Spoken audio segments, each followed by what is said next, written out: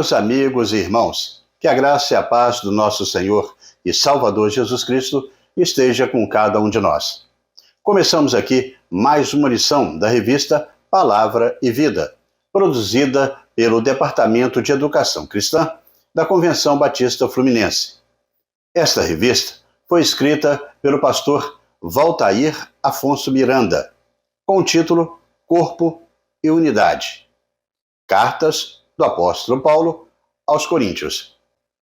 Antes de começarmos a apresentação desta quinta lição, que traz o título Liberdade Cristã e Crentes Vulneráveis, eu te convido a se inscrever gratuitamente no nosso canal, no botão aqui embaixo, onde está escrito Inscreva-se.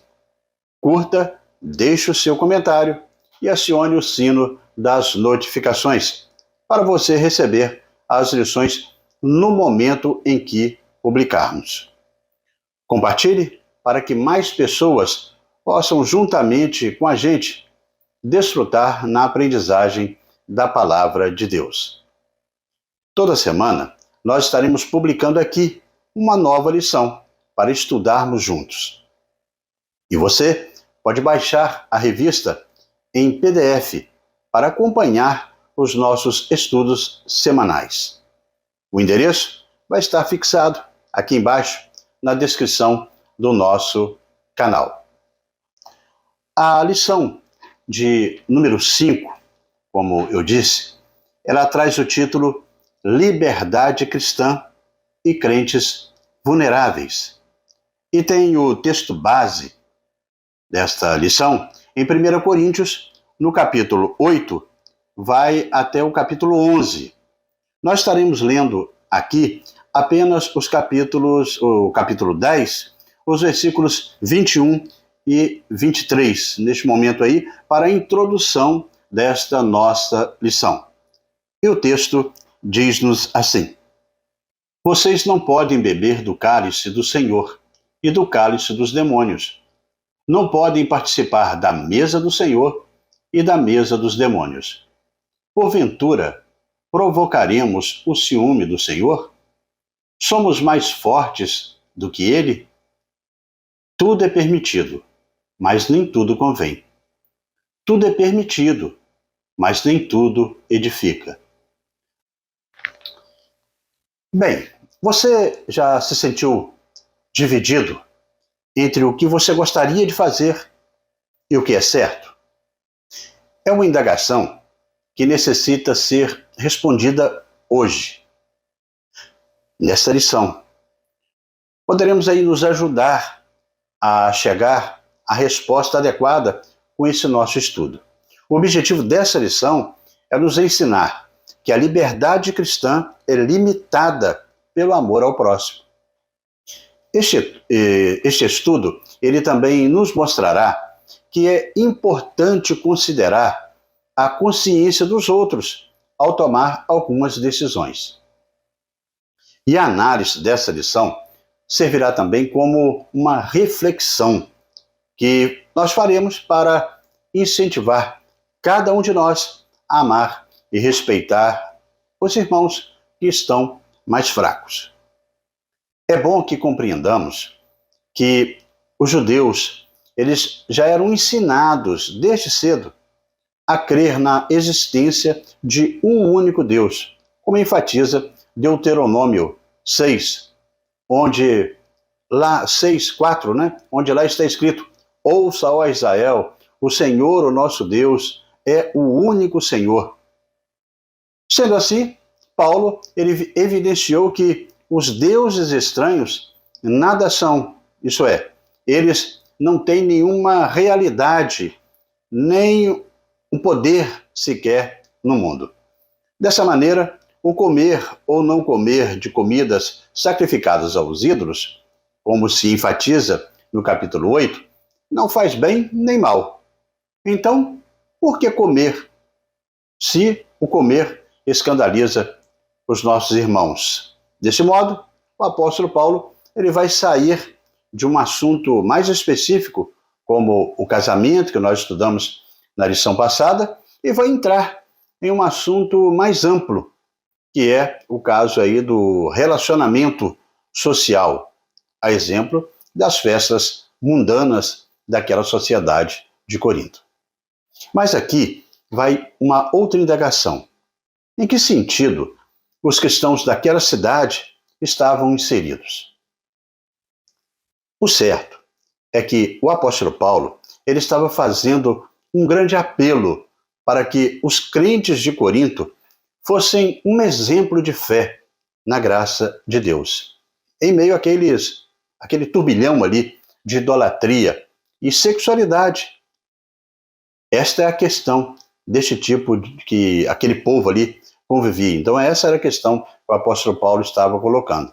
É nesta perspectiva que o apóstolo direciona o seu argumento sobre a liberdade cristã, mostrando que ele era um grande incentivador dessa liberdade, porém, não no sentido amplo, mas restritivo, o que mostra que a liberdade em Cristo não nos deixa mais presos aos ritos judaicos. Todavia, também não somos livres aí para fazermos o que bem entendermos. Mas tudo isso era pautado no amor ao próximo e em Cristo. Na cidade de Corinto, a maior parte da carne vendida nos mercados daquela cidade procedia de sacrifícios de animais em templos que eram espalhados por todos aqueles arredores. Isso provocou a curiosidade aí nos crentes se eles deveriam ou não comer daquela carne. Não era uma questão nutricional, mas de profunda implicação espiritual. E a resposta a esta pergunta que provocou os capítulos que nós estaremos estudando nesta lição.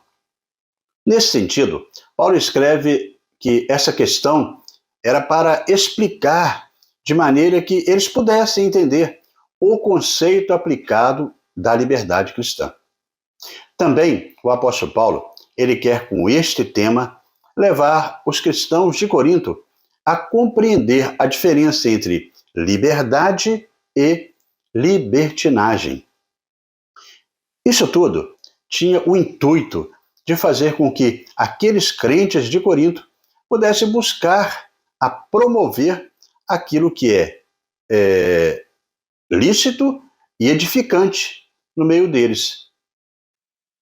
Assim, amigos e irmãos, nós chegamos ao primeiro tópico da nossa lição, e que tem o título: Qual é a relação entre a idolatria e o açougue? Qual é a relação entre a idolatria e o açougue? A comunidade cristã de Corinto, ela foi fundada pelo apóstolo Paulo, como nós estudamos, e em Atos, no capítulo 18, narra como aquela igreja de Corinto ela foi formada. O apóstolo Paulo, ele tinha saído de Atenas, se deslocado para Corinto, e ao chegar naquela cidade, ele ali encontrou um judeu chamado Áquila, que era natural do Ponto. Era assim que era chamada aí aquela região da costa meridional do Mar Negro, que atualmente se situa ali no nordeste da Turquia. Áquila tinha chegado recentemente da Itália com a sua esposa, Priscila, quando o Tibério Cláudio, o quarto representante ali da dinastia Júlio-Claudiana, entre os anos 41 e 54 da era cristã, havia ordenado que todos os judeus saíssem de Roma. Paulo foi vê-los, já que tinha a mesma profissão, eles também eram fabricantes de tendas, e ficou morando e trabalhando com eles. Aos sábados, Paulo debatia na sinagoga e convencia os judeus e também gregos quanto ao Evangelho de Cristo. Depois que Silas e Timóteo chegaram, vindos da Macedônia, Paulo se dedicou exclusivamente à pregação do Evangelho, testemunhando aí aos judeus que Jesus era o Cristo prometido. Assim nascia a igreja de Corinto dentro deste contexto. Seus membros eram, na maior parte, provenientes do paganismo.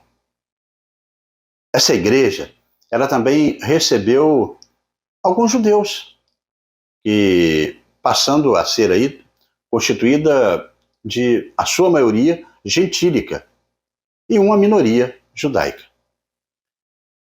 Por trás dessa questão, dos cristãos de Corinto, havia uma crise sobre a questão do ídolo.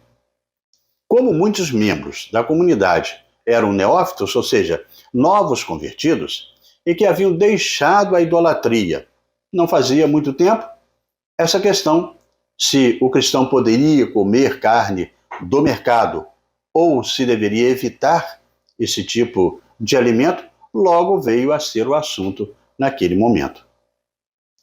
Mas aqui vai uma indagação. Por que essa questão de comer ou não comer carne? A questão era que quando se levava alguma oferenda a uma divindade, as partes não comestíveis, elas eram queimadas no fogo, junto com outras porções do animal. Uma parte era consumida num banquete, em forma de ritual em homenagem àquela divindade, e o restante era oferecido no mercado público para o consumo da população em geral. Esta era a principal fonte de carne para vamos dizer, açougues da época naquela cidade de Corinto. O apóstolo Paulo, então, ele vai abordar o problema diretamente em 1 Coríntios, no capítulo 8, dos versículos 5 e 6. Segundo a argumentação, como só havia um Deus, e este é o Deus de Israel, os ídolos não possuem existência real. Não são vivos. Há muitos que se chamam deuses, quer no céu ou sobre a terra. Ou seja, há muitos seres imagináveis que foram criados pelas pessoas como deuses, como se eles tivessem moradas nos céus e na terra. Mas todos só existem na imaginação do adorador. Apesar da primeira parte do argumento de Paulo apresentar essa questão e os ídolos como coisas inocentes, num segundo momento, ele reafirma a sua preocupação, dizendo assim: antes digo que as coisas que eles sacrificam é a demônios que as sacrificam, e não a Deus. E eu, dizia Paulo, não quero que vos torneis associados aos demônios. Não podem beber o cálice do Senhor e o cálice dos demônios. Não podem ser participantes da mesa do Senhor, no caso a ceia, né? E na mesa dos demônios. Como lemos aí na abertura do nosso capítulo. Paulo, ele compara os ídolos a nada, porque não existe outros deuses, senão um só, o Deus de Israel. Existem muitos ídolos e imagens que tentam ocupar o lugar de Deus, desse Deus verdadeiro, mas são meras tentativas de representar algo divino. Por mais que sejam adorados e chamados deuses, só há um único Deus. Os cristãos de Corinto, aqueles com mais conhecimento, usavam este princípio e arrazoavam. Se os ídolos nada são, então comer alimentos oferecidos àqueles ídolos também não representa nada. Isso atropelava a fé dos cristãos com menos conhecimentos e recém-chegados a igrejas, aquela igreja. A questão continua sendo o comer a carne ou não. Os ídolos continuam sendo nada, mas por trás de cada ídolo, Paulo vê um demônio. O livro de Deuteronômio, no capítulo 32, versículo 17, nos diz assim: santificaram a demônios que não são Deus, e deuses que não conheceram, a deuses que surgiram recentemente, a deuses que os seus antepassados não adoraram. Com essa aprendizagem que tinha Paulo, ele destaca para aqueles irmãos que eram aqueles seres, eles eram adorados, demoníacos, que recebiam o culto prestado aos ídolos daquela sociedade de Corinto. Sendo assim, a idolatria não era simplesmente uma atividade neutra. Os demônios se aproveitavam da inclinação idólatra daquele povo, daqueles seres, para receber o sacrifício. Logo, não se devia participar da ceia do Senhor e da ceia aos demônios, ou seja, comer com a comida dos ídolos. Como o mundo pagão estava imerso na idolatria, os não cristãos, então, sob o poderio de seres celestiais demoníacos, estavam ali. Então, a palavra demônio, inclusive, ela raramente é usada pelo apóstolo Paulo. Além daqui, a gente só vai ver ele falando em 1 Timóteo 4:1. Então, no fim dessa questão curiosa sobre comer ou não comer carne, está um significativo argumentado pelo apóstolo nesse argumento. O problema não está realmente em comer comida sacrificada ao ídolo, mas na consciência do irmão mais fraco, que ainda vê o ídolo como algo real, o que provocaria o escândalo. Havia dois grupos diferentes dentro da igreja.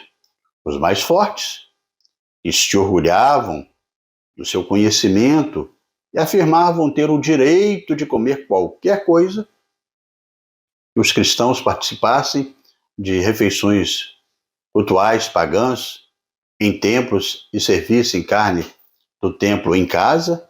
Essas ações não exerciam um impacto algum sobre a fé daqueles irmãos. Embora se achassem livres e no direito de comer estes alimentos, para que eles não faziam mal algum, segundo o pensamento deles. Então, o exercício dessa liberdade faria menos aí aos instruídos um problema. Como fica a consciência do irmão mais fraco? O outro, os fracos ou os cautelosos? Como pensar? Não achava esse argumento aí muito convincente, aqueles que estavam chegando na igreja. Expressava abertamente as suas preocupações e críticas em relação aos mais fortes. Por causa da sabedoria e conhecimento dos mais instruídos, os fracos teriam que perecer? Este é o centro desta passagem. Jesus não morreu por todos? A discussão sobre a carne se torna, então, um ensino importante sobre o que tem realmente valor na comunidade: as pessoas. Qualquer tradição ou ensino que as coloque em segundo plano é legalismo e egoísmo. O comportamento cristão, ele é baseado no amor e não somente aí no conhecimento ou no saber. O saber ensoberbece, mas o amor edifica. O verdadeiro conhecimento de Cristo leva o cristão a considerar de que maneira seu comportamento pessoal vai afetar outros cristãos quanto à sua fé. O amor a Cristo e a preocupação com os outros devem prevalecer sobre os direitos pessoais. O individualismo tenta reinar quando os cristãos consideram que a fé é uma questão pessoal e particular.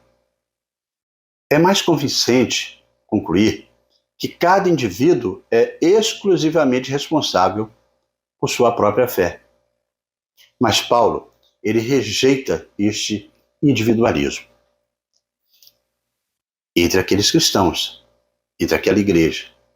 Como base em princípios cristológicos, ele remove qualquer argumento que sugira que só o cristão mais fraco, ele precisa lidar com a confusão causada pelo estilo de vida dos cristãos mais fortes. Aqueles que pertencem a Cristo são, acima de tudo, responsáveis por ajudar a fortalecer a fé dos mais fracos. Os direitos pessoais e individuais ficam em segundo plano. E neste caminhar, amigos e irmãos, nós chegamos ao segundo tópico da nossa lição, e que tem o título A Participação na Obra de Deus. A participação na obra de Deus. Bem, neste tópico, o texto bíblico ele vai atestar a autenticidade do apóstolo Paulo. E aqui podemos entender que ao cristão vale a pena abrir mão de alguns direitos em prol do reino de Deus. E neste tópico também poderemos aprender um exemplo de liberdade e renúncia do apóstolo Paulo. O apóstolo, ele insere no meio da argumentação a respeito da idolatria uma reflexão sobre o direito dos apóstolos e a forma como se dá a participação na obra de Deus. Esse texto do capítulo 9 da primeira carta do apóstolo Paulo aos Coríntios nos leva a pensar sobre a obra de Deus. E nos faz indagar: o que é a obra de Deus? Como podemos participar da obra de Deus?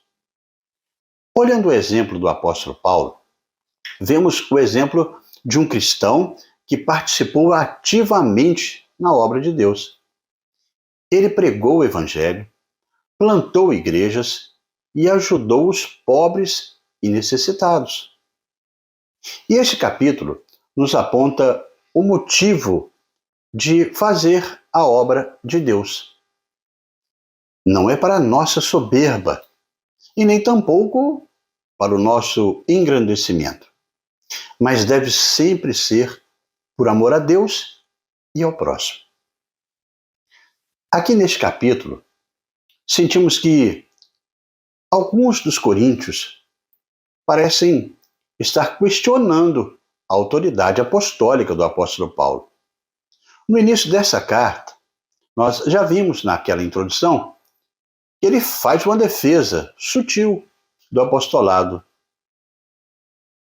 E no versículo 3 do capítulo 9, ele introduz uma defesa do seu apostolado com mais ênfase. E os dois primeiros versículos deste capítulo expressam a consciência que Paulo tem do seu próprio ministério. Paulo, ele retorna a afirmar que recebeu o seu comissionamento das mãos de Jesus e do Deus Pai. Também relata que fez a obra de um apóstolo.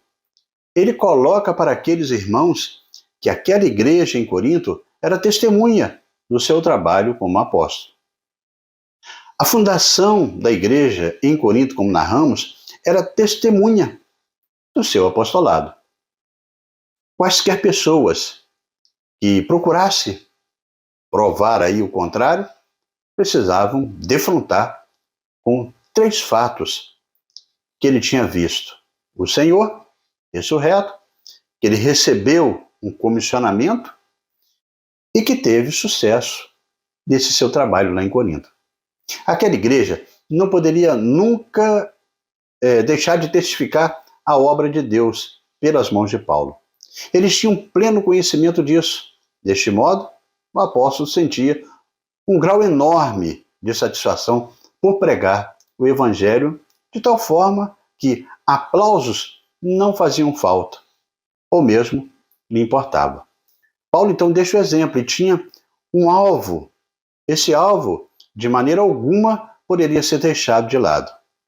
O seu prazer era promover o reino de Jesus. Quando ele deixava de pregar, não era mais um apóstolo e deixava de ser até ele mesmo. A pregação se transformou num elemento de identidade pessoal do apóstolo Paulo. Ele cumpria a sua missão com alegria e prazer e dava o seu exemplo. Sua missão era difícil e até perigosa, mas ele a desenvolvia de livre vontade porque havia nele a convicção de que o que fazia não era para agradar aos homens, mas para agradar a Deus. Mesmo diante da falta de gratidão dos crentes ou da presença de violência mesmo dos incrédulos, ele tocava o seu trabalho com a certeza de que a única pessoa que ele precisava agradar era Deus. A única forma de não receber críticas é não fazer nada. As pessoas que mais as recebem são aquelas que mais trabalham na obra. É sensato, então, seguir o exemplo paulino e colocarmos o foco na satisfação do Senhor Jesus. É esta perspectiva que fez com que o apóstolo Paulo se fizesse judeu para os judeus, escravo para os escravos, livre para os livres, grego para os gregos. Ele possuía uma enorme capacidade de se adaptar às mais diferentes circunstâncias em função dessa questão, sem se apegar a detalhes, justamente porque ele sabia exatamente o que era importante e essencial na pregação do Evangelho de Cristo. Paulo, ele não escolhe ele não tem uma escolha pública, não é? E com muita frequência o encontramos procurando justamente as pessoas mais difíceis para serem a sua audiência. É confortável pregar para um auditório amigo e para pessoas que concordam com tudo que a gente fala. Mas é muito complicado ministrar para pessoas que não querem ouvir ou aprender o que precisamos falar. Entendamos que evangelizar no interior da igreja é fácil. Difícil mesmo é abrir a boca no lugar cheio de pessoas adversas.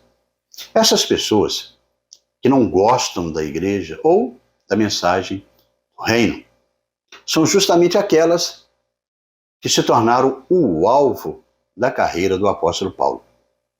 Ele não se escondia no interior de uma comunidade de fé, numa igreja, lamentando que o mundo não queria ouvir o evangelho. Antes, se atirava no meio das praças e esquinas e buscava, na busca das pessoas que precisavam de salvação. Há algumas pessoas que, esquecendo o alvo do seu trabalho, tornaram-se inflexíveis, apropriando-se de uma inadequada ideia. Se o trabalho não for feito do meu jeito, também não o farei de jeito algum. Como ensina o apóstolo Paulo em relação à sua comparação final, no versículo 25, o envolvimento da vida da igreja implica em aprendizagem. Todos nós devemos aprender, que nos leva aí a mudar o que pode ser mudado. Se a mensagem para o mundo não muda, o mundo em torno da mensagem muda. Se queremos mudar o mundo, precisamos mudar a forma de o alcançar. Paulo muda de assunto para empregar ilustrações esportivas até, a fim de demonstrar o princípio da liberdade, da disciplina e da necessidade de domínio próprio e autodisciplina também na vida cristã. A vida cristã requer tudo da vida de uma pessoa, por toda a sua vida. O crente é liberto da escravidão do pecado, a fim de se tornar escravo da justiça. Paulo apela para os coríntios, a fim de que eles se apliquem à busca do crescimento e à obediência cristã. A fé salvadora é uma fé dinâmica. Assim, amigos e irmãos, chegamos ao terceiro tópico da nossa lição, que tem o título Buscando o Bem-Estar do Outro. Buscando o bem-estar do outro. Para prevenir aos coríntios de praticarem a idolatria e se manterem separados de um ambiente repleto de festas e rituais idólatras e mundanos, Paulo apresenta os exemplos da história de Israel.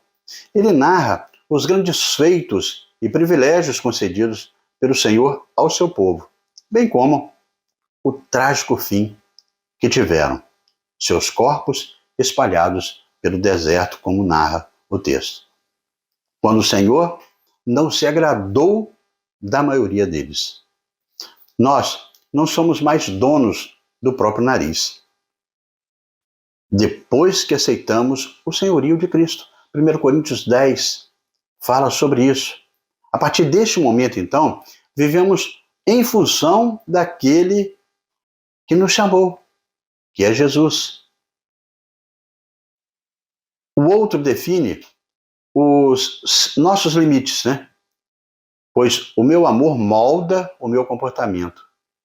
Comerei verdura com os vegetarianos e churrasco com os carnívoros.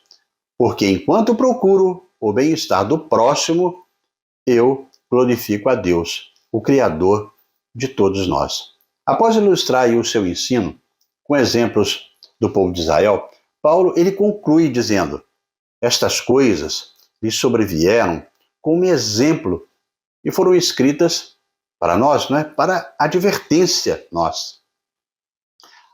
A liberdade cristã poderia ser exercida, comer certos alimentos, ter certas amizades, está em alguns lugares, mas Paulo ele escreve a primeira parte do capítulo 10, como se dissesse: olha, cuidado, atenção, vocês não são tão fortes como vocês pensam.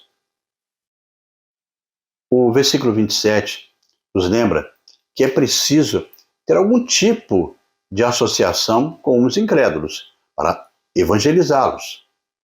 Quando vivemos para a glória de Deus, aprendemos a chegar aí ao coração daquelas pessoas com o amor de Cristo. Um pouco antes de chegar a Corinto, Paulo ele pregou no centro de Atenas, uma região cheia de estátuas de deuses. De repente, ele percebe que havia uma que não tinha um nome estampado nela. Ele aproveitou essa oportunidade e disse: olha, pois passando e observando os objetos do vosso culto, encontrei até um altar, do qual está escrito ao Deus desconhecido. Ora, esse que adorais sem conhecer é precisamente aquele que eu vos anuncio. Atos 17, 23. O que Paulo fez? Ele fez ali dizer tudo aquilo que eles acreditavam. Os atenienses acreditavam em bobagem, besteiras. Então ele aproveitou uma parte da própria fé deles para fazer a ponte do Evangelho de Cristo, que ele, Paulo, estava trazendo. Paulo, ele não menosprezava os incrédulos. Ele os amou profundamente e pensava o tempo todo numa forma de alcançá-los, o Evangelho de Cristo. Ele pregava, ele pagava, né, o preço que tivesse que pagar pela sua pregação. Ele engolia sapos e deixava até os seus direitos de lado. O outro vinha sempre em primeiro lugar para Paulo. E dessa forma, amigos e irmãos, chegamos à conclusão desta nossa quinta lição da revista Palavra e Vida, deste quarto trimestre. Os textos que estudamos hoje, parece haver um paralelo direto com a nossa situação atual. O desejo humano de obter proeminência, uma proeminência pessoal, uma empolgação circular por meios socialmente importantes, apresenta diversas tentações de minimizar a importância do relacionamento com Deus. O aviso de Paulo é que esta não deve ser a atitude do cristão.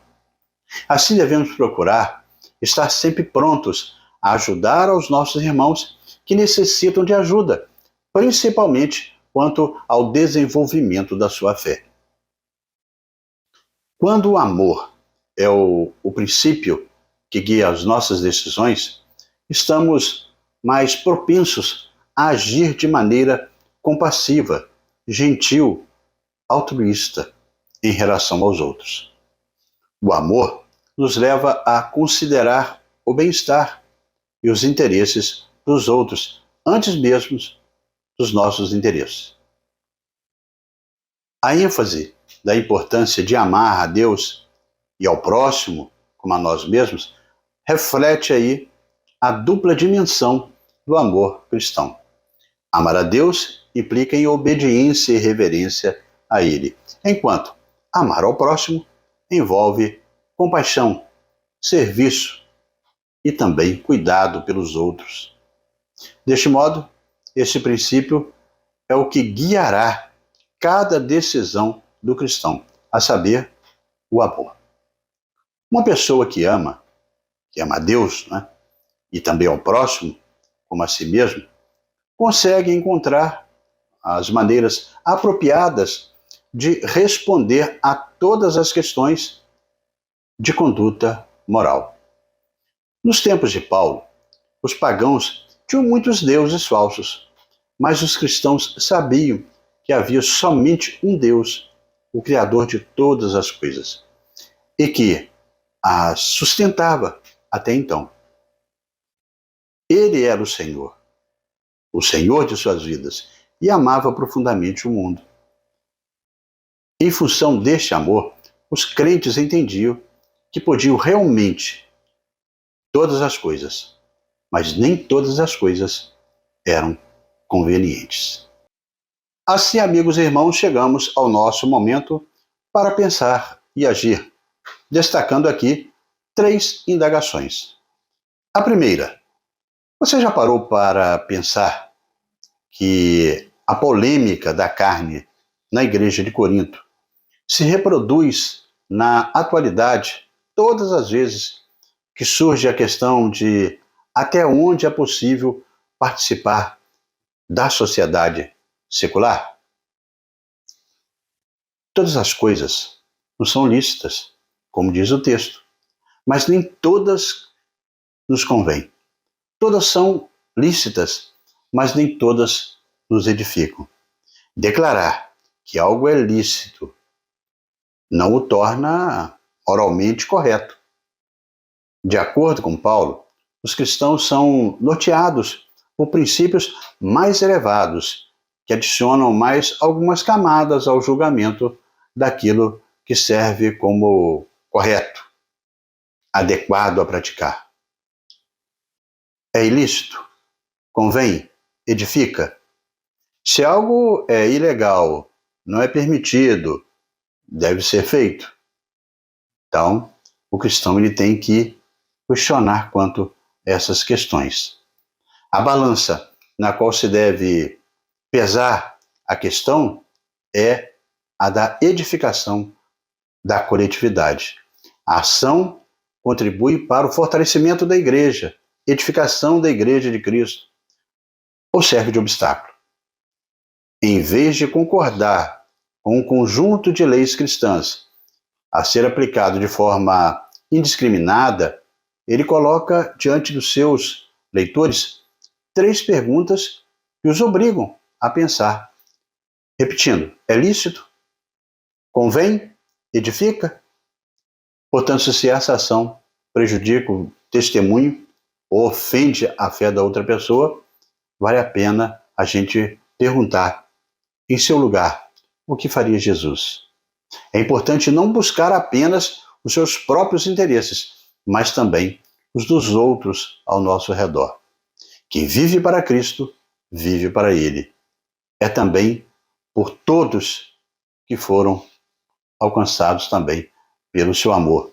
Assim, também vive. A segunda questão: como relacionar a questão da liberdade dada pelo Espírito Santo com a necessidade de limites para as nossas ações, a fim de não escandalizarmos determinadas pessoas? Os seguidores de Jesus, eles têm como objetivo ser imitadores de Cristo em tudo o que fazem. O nosso testemunho acerca de nosso relacionamento com Cristo tem precedência sobre os nossos direitos e nos leva a rejeitar ações que comprometem esse testemunho. Paulo se preocupa com a mistura entre a adoração a Deus e a adoração idólatra da cultura pagã. Os fortes se julgavam capazes de lidar com a participação direta em eventos seculares sem serem levados à idolatria.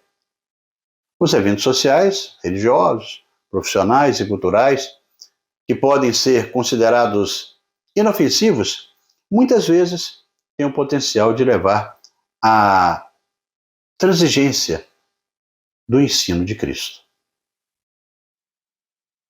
A terceira questão para pensar e agir: é possível amar quem não gosta da gente?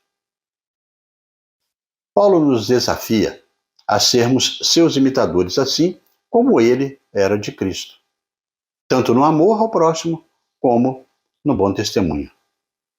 Este é um dos focos do apóstolo Paulo ao escrever a primeira carta aos Coríntios. O amor com os novos convertidos, com os nossos irmãos que começam a chegar na igreja entendidos, começando a entender a fé. Paulo ele volta à preocupação pastoral, tanto para cristãos maduros quanto também para esses que estão chegando agora. Seus verdadeiros objetivos aí era ajudar todos a reconhecer que o conhecimento obtido de Cristo precisa ser exercido em amor pelo próximo, se necessário, renunciando até direitos, para que a igreja possa caminhar em paz e comunhão. Assim, o apóstolo Paulo, ele destaca no versículo 9, dizendo: vede, porém, que esta vossa liberdade não venha, de algum modo, a ser tropeço para as fracas. Que os ensinamentos, irmãos, do apóstolo Paulo, nesses capítulos, do 8 até o 10, possa servir de alerta para que possamos, a cada dia, procurar estar fazendo a vontade de Deus na nossa igreja. Você na sua igreja, não sendo pedra de tropeço para ninguém, mas ajudando aqueles que necessitam crescer e firmando os conceitos de liberdade cristã, que nos indicam que há uma grande diferença entre liberdade e libertinagem. Que possamos combater sempre aquilo que é ilícito e promover aquilo que edifica na vida dos nossos irmãos. E assim, amigos e irmãos, nós terminamos mais uma lição da revista Palavra e Vida. Mas antes de você sair, eu te convido a se inscrever no nosso canal, no botão aqui embaixo, onde está escrito inscreva-se. Curta, deixe o seu comentário, acione o sino das notificações e compartilhe para que mais pessoas possam também desfrutar do conteúdo para a edificação de cada um na aprendizagem da Palavra de Deus. Na próxima semana, nós estaremos estudando a lição de número 6, com o título A respeito da adoração cristã. A respeito da adoração cristã. E estaremos publicando aqui esta nova lição, se Deus assim nos permitir. Amém?